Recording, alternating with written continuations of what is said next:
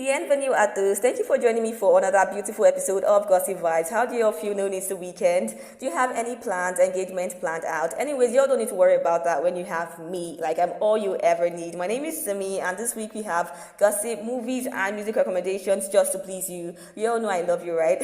Anyways, with that said, let's dive into business. But firstly, we comment in the name of the Lord. So, there's been speculations going around that Blac Chyna and ex-Rob Kardashian are back in each other's arms. Like, whoa. So the speculations came around last week when Blac Chyna posted in front of a very, very white Lambo, and out of the blue, I mean very, very, very randomly, out of all the people in the world, she tagged Rob. Like, so publicly, though they have a daughter together, I agree, but also Blac Chyna has been at loggerheads with the Kardashian family for years now. She even tried suing them for $100 million, and also she has been heard several times in the past calling out the father of her kids. So I'm sure you can imagine the look on everyone's faces when we all saw the tag. Also, during like an engagement, when asked about reconciliation and all, my girl said they are both healing, communicating, and just, going with the flow. She also said, we are taking our time, and here's my person. And I was like, what? I'm still shocked. Like, this is like one of those moments I wouldn't mind turning into like a housefly.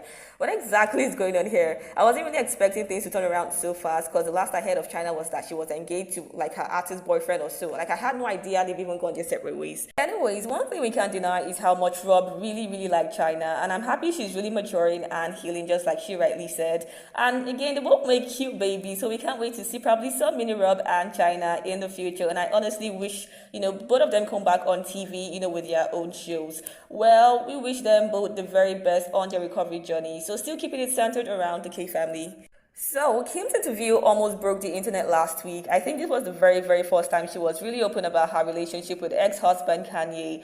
If you haven't watched the interview, well, here's a quick rundown of the interview. She talked about how toxic her marriage was after Kanye stopped being on his meds, how she was really emotionally and financially scared due to Kanye's drastic decisions. Imagine waking up one morning and your husband gifting your assets to other people without informing you. She mentioned how difficult it's been co-parenting with him, admitted she cries several times because of all the lies thrown out there about her by Kanye, about how she's the one always pushing for him to see the kids and all. It was quite emotional because I know how badly the world loves to judge and hate them, but irrespective, they are just humans like the rest of us. Now, I am very glad she cleared up the air and the rumor about hooking up with Travis Baker, that's Kourtney's husband, in the past. So she claimed it never happened, though he dated Paris in the past, and you all know Paris and Kim were once best friends.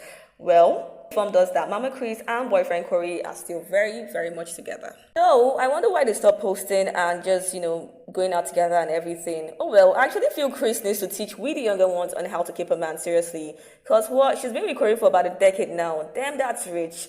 Also, people had a lot to say about Kim when she admitted to not knowing how much basic things cost because she's out of touch and blah, blah, blah.